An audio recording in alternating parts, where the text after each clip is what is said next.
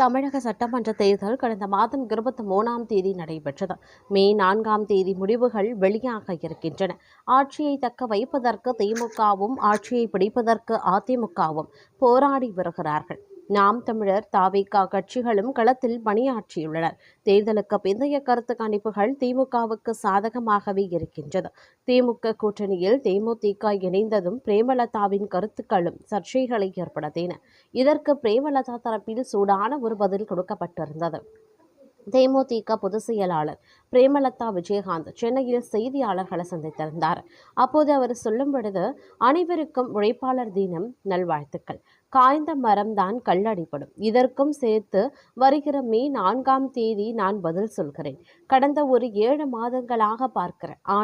ஆளும் புதிய கட்சிகள், ஊடகங்கள், யூடியூபர்கள் எல்லாரினுடைய ஒரே கவனமும் தேமுதிக தான். எல்லோரும் வாழ்த்தினாலும் தேமுதிக தான், திட்டினாலும் தேமுதிக தான். படுத்த மரம்தான் கல்லடிப்படும். அந்த வகையில் வாழ்க வசவாளர்கள் எல்லாவற்றையும் குறித்து வைத்துக் கொள்ளுங்கள். வருகிற 4ஆம் தேதி பதில் சொல்கிறேன். தேமுதிக சார்பில் இந்த தேர்தல் 10 வேட்பாளர்கள் போட்டியிட்டுள்ளோம். கேப்டன் நல்லாசியுடன் 10 பேரும் தேர்தலில் வெற்றி பெற்று சட்டமன்றத்திற்குள் நுழைவோம். ஆக பொறுத்தவர்கள் ஆள பொறுங்கள். தேர்தல் முடிவுக்கு இன்னும் 2 நாட்கள் தான் இருக்கின்றன. நாம் 4ஆம் தேதி காலை 8 மணிக்கு தொடங்கினால் 5 மணிக்கு முடிவுகள் தெரிந்துவிடும். பெரிய எதிர்பார்ப்புகள், கற்பனை, ஹைப் எதுவும் தேவையில்லை. பொறுத்திருந்து பாருங்கள். எல்லாருக்கும் நல்லதே நடக்கும். தங்களின் மதசார்பற்ற கூட்டணி வெற்றி பெறும். அண்ணன் ஸ்டாலின் மீண்டும் முதலமைச்சராக பதவியேற்பார். எல்லாருக்குமே களத்தில் தீவிரமாக பணியாற்றியும் இருக்கின்றனர். எல்லாரும் சிறப்பாக வேலை செய்திருக்கிறோம். 4ஆம் தேதி வெற்றி செய்தி வரும். அதன் பிறகு தங்களை அழைத்து எல்லாவற்றுக்கும் பதில் சொல்கிறேன். எங்கள் மீதான விமர்சனங்களை நான் வரவேற்கிறேன். ஆட்சி அதிகாரத்தில் பங்கு உள்ளிட்ட எல்லா விமர்சனங்களுக்கும் 4ஆம் தேதி பதில் சொல்கிறேன் என்று பிரேமலதா விஜயகாந்த் கூறியிருந்தார்கள். இதையடுத்து பார்த்தோம் அப்படின்னா, தமிழக சட்டசபை தேர்தலில் மீண்டும் திமுக ஆட்சிக்கு வந்தால் பெண் சபாநாயகர் ஒருவர் தேர்வு செய்யப்படுவதற்கு திமுக தலைமை ஆலோசித்து வருவதாக தகவல் வெளியாகியிருந்தன. கடந்த மாதம் 23ஆம் தேதி தமிழகத்தில் மொத்தம் இருக்கக்கூடிய 234 தொகுதிகளுக்குமான தேர்தல் வாக்குப்பதிவு நடைபெற்றது.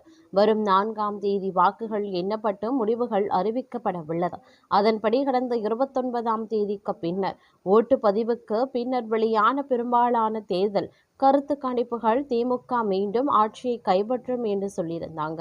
அதேபோன்று உளவுத்துறை போலீசாரும் திமுக கூட்டணி 180 தொகுதிகளில் மாபெரும் வெற்றி பெறும் என தெரிவித்திருந்தாங்க. இதையடுத்து புதிய அமைச்சரவை மற்றும் சபாநாயகர் தேர்வு குறித்து திமுக தலைமை ஆலோசனை வருவதாக கூறப்படுகிறது. இதன்போது மூத்த அமைச்சர் துரைமுருகன் அல்லது அதிமுகவில் இருந்து திமுகவுக்கு கட்சி தாவிய முன்னாள் முதல்வர் பன்னீர்செல்வத்திற்கு சபாநாயகர் பதவி வழங்குவது என ஆலோசிக்கப்பட்டுள்ளது. அதாவது ஓபிஎஸ்ஐ சபாநாயகர் ஆக்கினால் அதிமுகவில் இருந்து அவரை நீக்கிய முன்னாள் முதல்வர் எடப்பாடி பழனிசாமி சட்டசபைக்கு வரும்போதெல்லாம் பன்னீர்செல்வத்திற்கு வணக்கம் செலுத்த நேரிடும். இதனால் பன்னீர்செல்வத்தை சபாநாயகராக்கலாம் என எதிர்பார்க்கப்படுகிறது.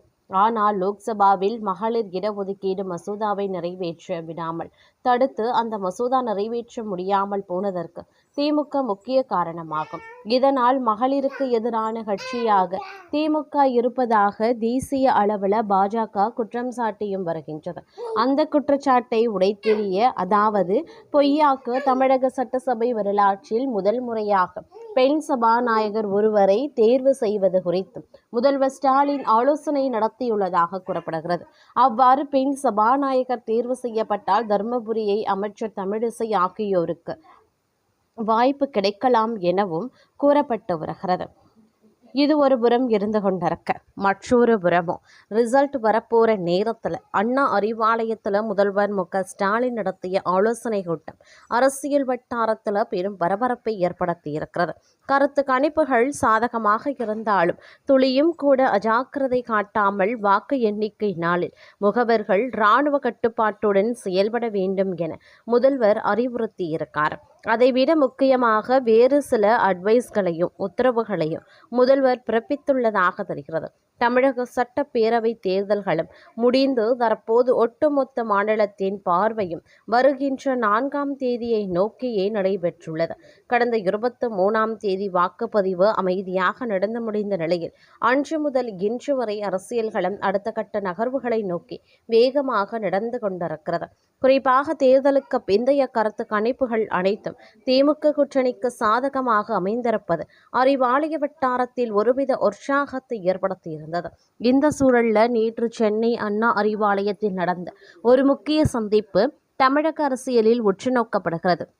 முதல்வரும் திமுக தலைவருமான மு.க.ஸ்டாலின் கட்சியின் முக்கிய வேட்பாளர்கள் மற்றும் மூத்த அமைச்சர்களை நேரில் அழைத்து ஆலோசனைகளை மேற்கொண்டாங்க.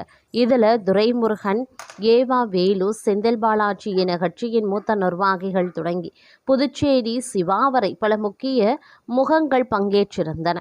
இந்த சந்திப்பு வெறும் வாழ்த்து பரிமாற்றமாக மட்டும் இல்லாமல் தற்போது தேர்தல் வெற்றிக்கு பிந்தைய அடுத்த கட்ட திட்டமிடல்கள் மற்றும் வாக்கு எண்ணிக்கை நாளில் கடைபிடிக்க வேண்டிய பாதுகாப்பு நடவடிக்கைகள் குறித்த முக்கிய பட்டறையாகவே அமைந்திருந்தது.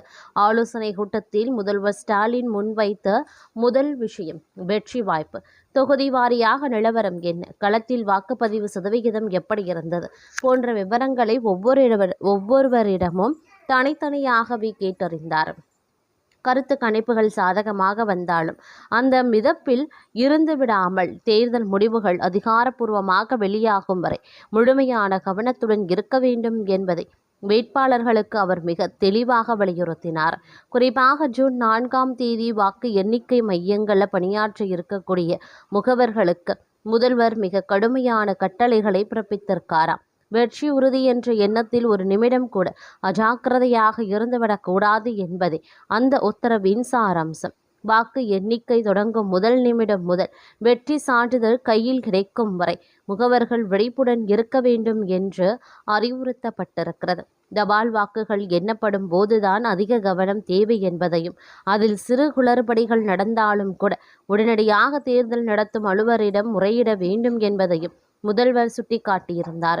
ஒவ்வொரு சுற்றிலையும் பதிவாகும் வாக்குகள் சரியாக பதிவேற்றப்படுகிறதா, இயந்திரங்கள்ல பதிவான வாக்குகளும் திரையில் காட்டப்படும் எண்களுக்கும் ஒற்றுமை இருக்கிறதா என்பதை துல்லியமாக சரிபார்க்க வேண்டும் என உத்தரவிடப்பட்டுள்ளது. நமது பார்வையில் இருந்து ஒரு துளி விஷயம் கூட தப்பிவிடக் கூடாது என அவர் தெரிவித்தும் இருக்கிறாராம். வாக்கு எண்ணிக்கையில திமுக எந்த அளவுக்கு எச்சரிக்கையாக இருக்கிறது என்பதை காட்டுகிறது. அது மட்டுமல்லாமல் தேர்தல் முடிவுகள் எதுவாக இருந்தாலும் கட்சியின் கட்டுப்பாட்டை மீறாமல் அமைதி காக்க வேண்டும் என்றும் நிர்வாகிகளுக்கு கண்டிப்பான அறிவுரைகள் வழங்கப்பட்டு இருக்கின்றன. வாக்கு எண்ணிக்கை மையங்கள்ல திமுகவின் இந்த தீவிர கண்காணிப்பு திட்டம் தேர்தல் களத்தில் ஒரு சிறிய மாற்றத்தையும் அனுமதிக்க கூடாது என்ற எண்ணத்தையே வெளிப்படுத்துகிறது அப்படின்னு நான் சொல்லணும்.